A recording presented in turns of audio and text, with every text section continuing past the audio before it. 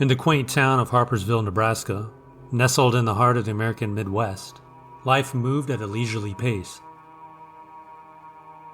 The town's main street, with its vintage storefronts and neatly painted facades, embodied the spirit of small-town America. On the afternoon of June 15th, 2002, everything seemed as it always did. Children played outside the corner ice cream parlor, and shopkeepers chatted with their regular customers. The sky, however, told a different story. Ominous clouds loomed overhead, their dark swirling masses a stark contrast to the serene scene below. This photo was taken just minutes before disaster struck. Within 10 minutes of the photo being snapped, the first sirens wailed through the town, a harbinger of the terror about to unfold.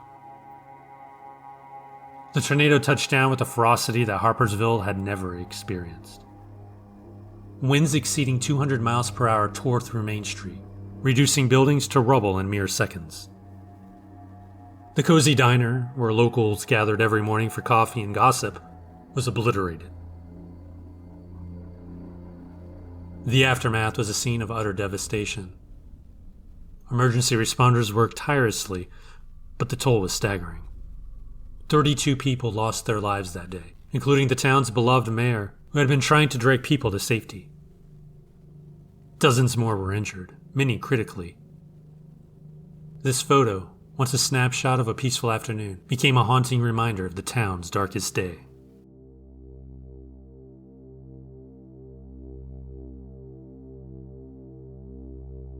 In this photo, a father and his young daughter are smiling radiantly under a golden afternoon sun. To an outsider, it's a heartwarming scene. The father, Thomas, has his arm wrapped protectively around Emily, his 6-year-old daughter. Their bond appears unbreakable. Yet, beneath the surface of this moment lies a tragic secret. The father and daughter moved to the small town of Riverton, Georgia just a year ago, seeking a fresh start. Emily's mother, Sarah, had previously vanished without a trace. One cold November evening, she kissed Emily goodnight and walked out of their home, never to return. The police found no evidence of foul play, no leads to follow. Thomas was devastated, his world shattered. He did his best to shield Emily from the pain, concocting stories of Sarah's business trip that had somehow extended indefinitely. Days after this photo was taken, Thomas prepared breakfast like any other morning. Emily's room was eerily silent. He found her bed empty, her teddy bear abandoned on the floor. He scoured the house, the yard, and the surrounding woods. The police were called again, and the small town mobilized to search for the missing girl. Days turned into weeks with no sign of Emily. The photo of Thomas and Emily remains on the mantelpiece of their once happy home, a haunting reminder of what was lost.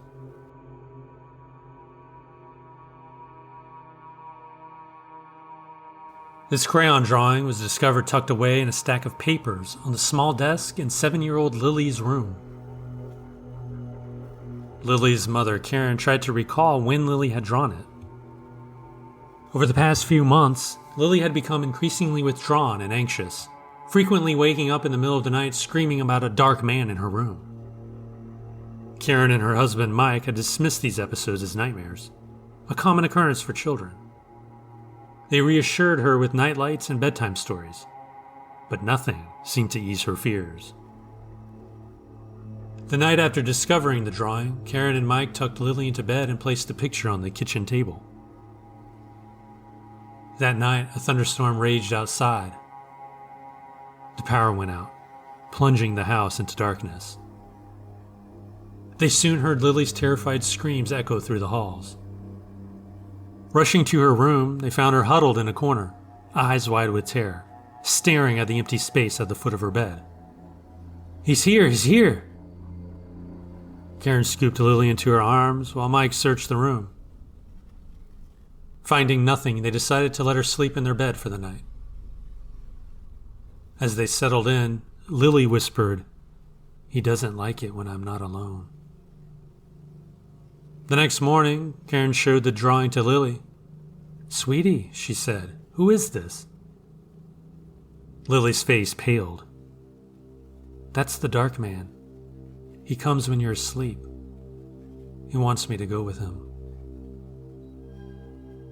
Desperate, Karen contacted a child psychologist who suggested that Lily might be experiencing sleep paralysis or night terrors.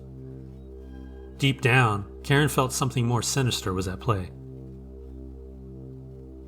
Before they could take further action, tragedy struck. Lily was found lifeless in her bed one morning, her face twisted in an expression of sheer terror. The cause of death was deemed a heart attack, a rarity for a child.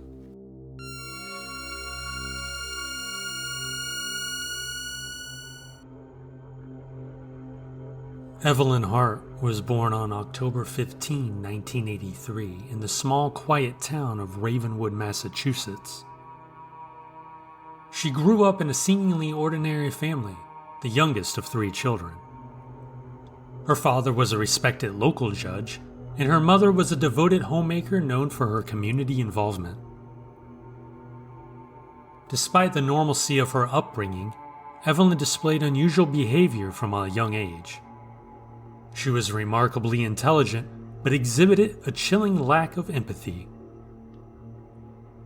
As a child, she was known to be exceptionally bright, but also disturbingly withdrawn. She rarely interacted with other children and often preferred the company of her own thoughts. Her family and teachers noticed her obsession with death and her tendency to dissect small animals, which she explained away as scientific curiosity.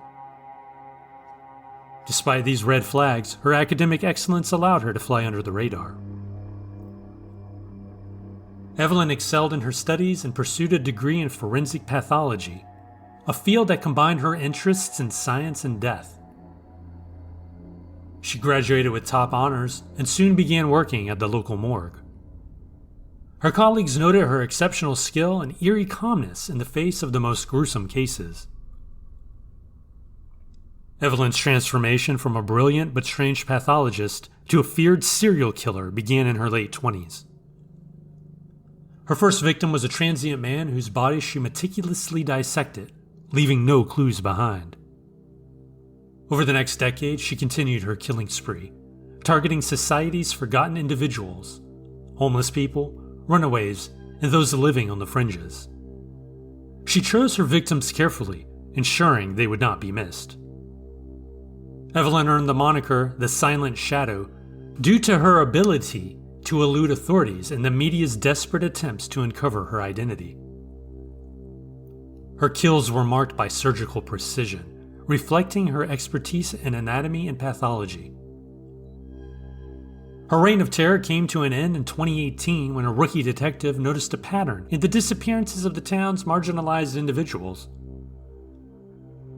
A covert operation led to her arrest as she was about to claim her next victim. This is the final YouTube video she watched before she was arrested.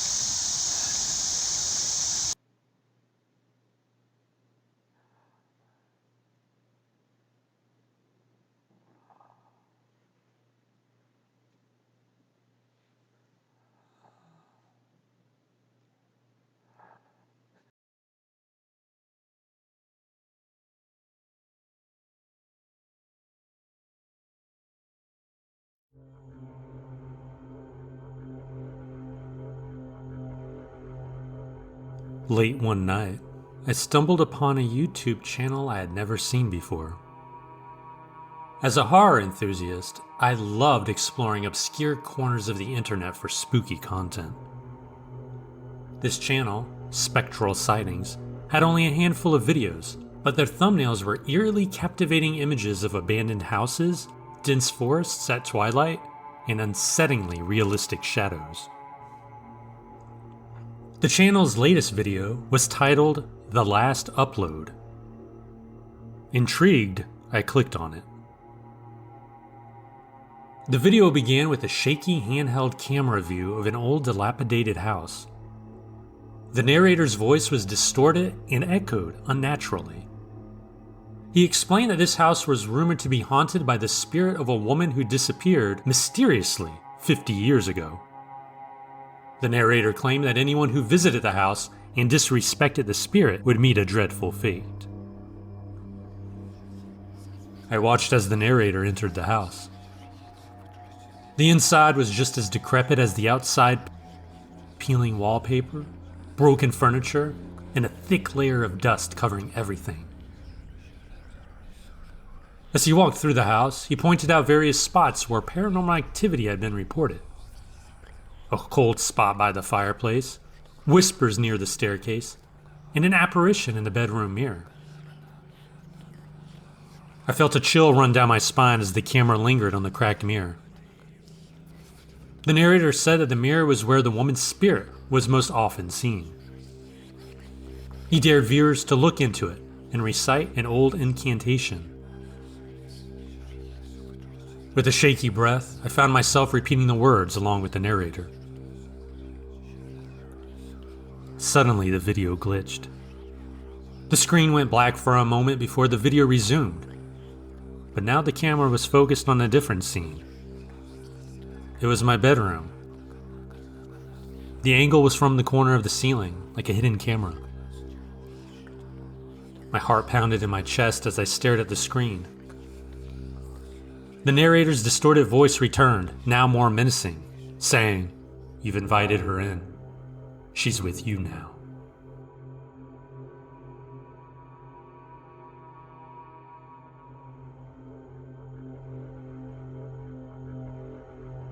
One late night, while diving down the endless rabbit hole of YouTube, I came across a channel I'd never seen before. The channel was simply named The Archives. It only had a few videos, but each one had thousands of comments warning viewers not to watch them. The titles were cryptic. One was called Lost in Time, and another was called The Whispering Woods. Curiosity got the better of me. I clicked on The Whispering Woods. The video began with a grainy, static-filled introduction. A disembodied voice, deep and distorted, spoke over eerie background music. "Welcome to the Archives. If you value your life, do not proceed." Of course, I kept watching. The video transitioned to a dimly lit room.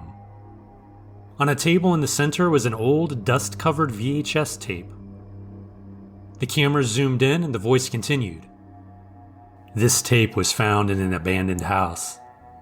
What you are about to see has never been explained."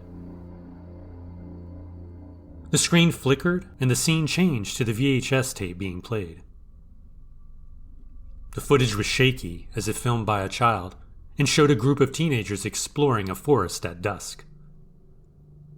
They laughed and joked, but their voices were muffled, as if the sound was coming from underwater. One of the teenagers found an old, weathered book partially buried under a tree. As they opened it, the camera glitched and the video cut to black for a moment. When it returned, the teenagers were no longer laughing. They stood frozen, their eyes wide with terror, staring at something just out of frame. I leaned in closer, trying to see what they were looking at, but the camera was too shaky. The voiceover returned, now whispering, "They found something they shouldn't have." The camera finally panned to reveal a dark figure standing among the trees. Its face was obscured by shadow. Its eyes glowed faintly in the twilight. The teenager screamed and ran. The footage became more chaotic. The video cut in and out, showing brief glimpses of the dark figure getting closer and closer. The screen went black again. I could hear my own heavy breathing in the silence that followed. I felt a cold sweat on the back of my neck. I looked around my room, expecting to see the dark figure lurking in the shadows. There was nothing there. The uneasy feeling lingered. I decided to look through the comments, seeking reassurance that it was all just a well-crafted hoax, but the comments were filled with warnings from other viewers. They claimed to have experienced strange phenomena after watching the videos. Shadows moving in the corner of their eyes, whispers in the dead of night, and a sense of being watched. I closed the browser and shut down my computer, but the feeling of being watched did not go away. As I lay in bed that night, I couldn't shake the image of the dark figure from my mind. Weeks passed. The unease grew. I started noticing small things at first. Items in my room slightly out of place. Cold spots that seemed to follow me. Whispers just beyond the edge of hearing.